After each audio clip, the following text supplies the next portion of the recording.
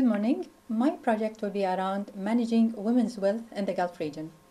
During the presentation, I'm gonna go through the description of my proposed business and why managing women's wealth in the Gulf region is important, or why I chose this specific subject. And then I'll go through the strategic management steps that I've chosen for, or I've used for my proposed business. My proposed business is what? It's a consultancy office for managing women's wealth in the Gulf region.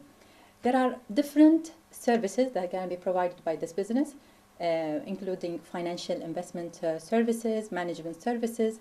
Those will be provided immediately once we open the service, but there are other services will be provided during our expansion strategy. That will be market intelligence, report business units, and legal services unit. It's worth mentioning that this consultancy office will be run entirely by women, and we are targeting high net worth women in the Gulf region, as well as we will be providing personal visit for our client. The office will be based initially in Dubai, and then two representative offices will be located in Saudi Arabia, specifically in Riyadh and Jeddah. Why I chose this specific field? For many reasons, in fact. First of all, because managing women's wealth in the Gulf region is a niche market opportunity that's been identified, and we realize that there is a need in the market that has not been satisfied yet. Also, high net worth women in the Gulf region, in fact, they are filthy rich. They are sitting in a fortune worth not less than $38 billion, and that's an estimated figure. It could be more than that, in addition to the lands and jewelries. Also, recently there is a trend on among the women in the Gulf region that they like to manage their own business and their own wealth without relying on their relative male their relative male. From their family. So we can say that they just fed up from relying on those male, and they just want to take the lead and handle their own business. And but unfortunately, the tribal customs and the religious background and the culture on that region, that's what hindered them sometimes. So here where we come into the picture to help them, assist them, and advising them to invest their wealth. The strategic management steps that I've used, there are four. The main one is the environmental scanning. That's the first step I've used, and it covers the external and the internal. In my case, because it's a new business, the external planning will be applicable only. The second step is the strategy formulation. That will cover the mission, objectives, strategies, policies that I've created. And then the third step is the strategy implementation that I've used, and that covered the program, budget, procedures I've used as well for my business. And then finally, the evaluation and controls of my business.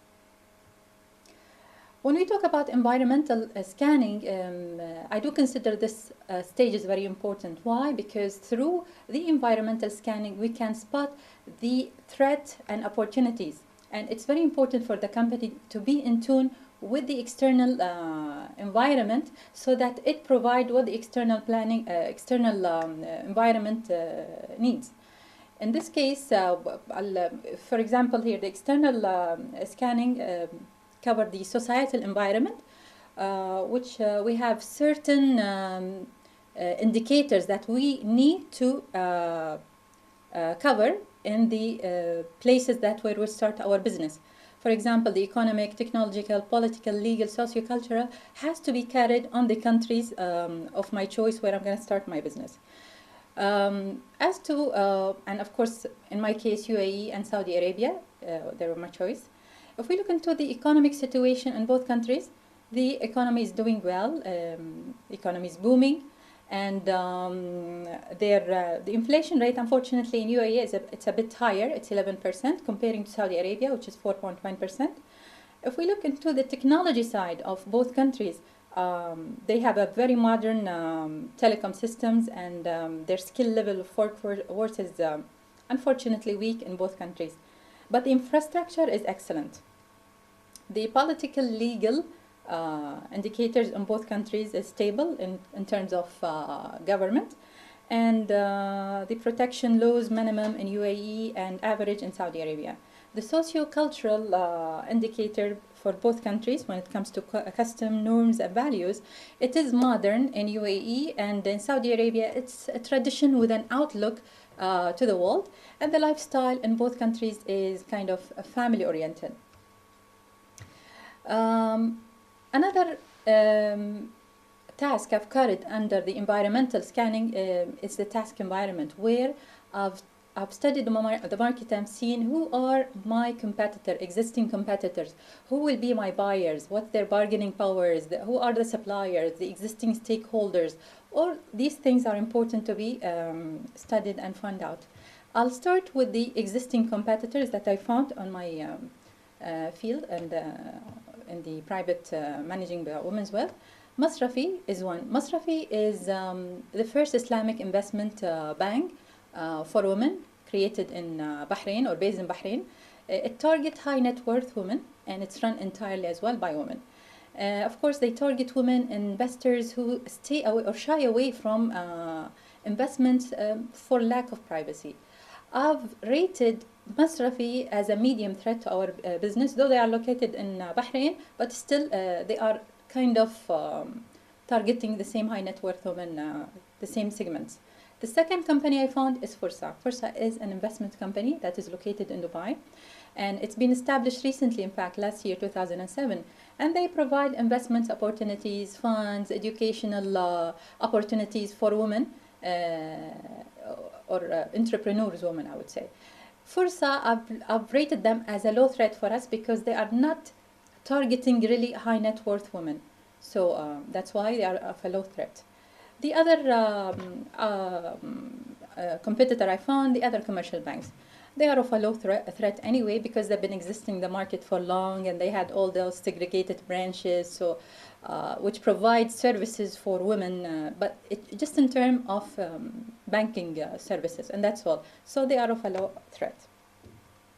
Now, if we look into the others, who are our buyers? In my case, the buyers are the high net worth women in the Gulf region, and those women, I consider them, the bargaining power of those women are high because they are relatively low, and they are very well connected, and they know each other. So their bargaining power is high. When we look into the supplier, who are my suppliers? They are the experts, ladies in the Gulf region, experts in terms of legal, management, finance, banking on the region. They do exist, but the bargaining power of those people as well is high because the market is very competitive. If we look at the substitute services to my own business, the only thing I could thought of is the online service that could be substitute for the time being, which provide privacy for the woman.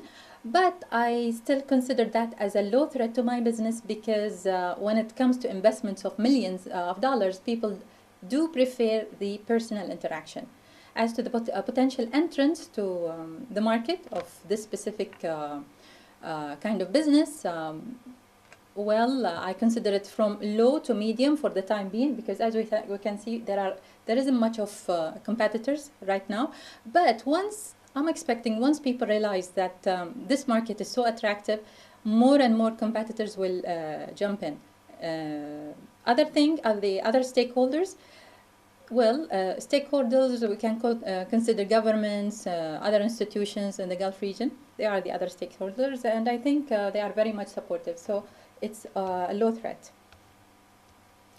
Moving to the next stage, which is strategy formulation. The mission for my business will be to provide one-stop shop that offers women access to high caliber expertise in a range of financial, legal, management matters, and where they can invest in a portfolio of funds. Some of my objectives will be to offer low-risk capital investments for women who are risk-averse, which normally they are Normally the women are risk averse. And to build credibility through partnership with trusted and well-established businesses. These are some of the objectives. Strategy formulation. We can start with the strategy, business strategy without talking about Michael Porter and his general competitive strategy. For my business, I've chosen the differentiation focus strategy. Why? Because it's a narrow target. I'm just going after the high net worth women in the Gulf region, and that's very narrow. And the differentiation will be through the services that I'm gonna provide, whether we are talking about the personal visit, about the market intelligence reports, and the legal services, etc. Also, under my business strategy, I'm gonna use the cooperative alliance strategy. I've chosen, in fact, two companies, very successful companies in both countries. In Dubai, in UAE, I've chosen Dubai Investments Group. That's a very successful company established in the year 2000, and their portfolio varies from banking to investments to insurance, so they are really doing well. They had offices scattered worldwide, and they have, I think they are very successful, and it's great to join or to cooperate with the Dubai Investment Group. In Saudi Arabia, Kingdom Holding, one of the most successful companies as well, established in 1980s. They have a very diversified investments, and I believe through our cooperation with those two companies, that will give us access to the international backup in the local market and access to the international market, and will reduce our risk as well.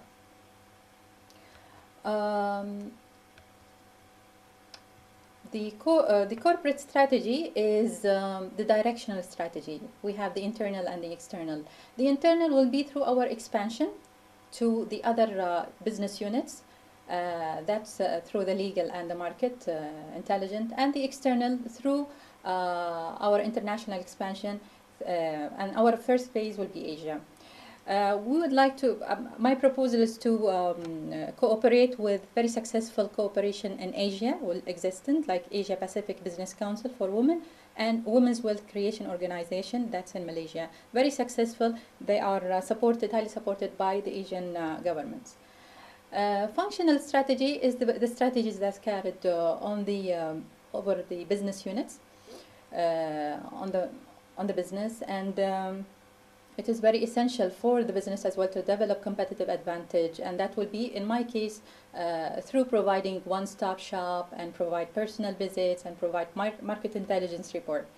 My market strategy will be carrying an extensive market campaign through the TV, program, talk shows.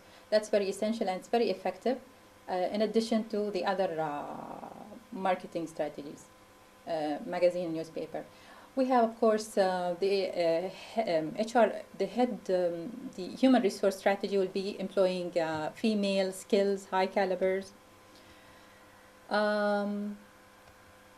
Moving to the third step, which is the strategy implementation. Strategy implementation will be through the programs that I'm going to create. We publish an interactive e-magazine and develop website. We'll increase government support to us through our interactive with the events and other government events, I would say. The budget, the initial budget will be $2,803,000 US.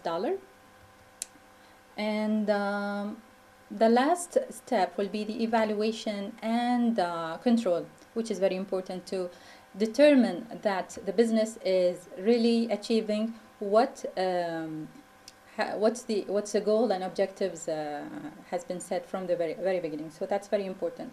I've set a model for my business, and it consists of several steps. The first will be to determine what's to measure. That's important, and then to establish procedures,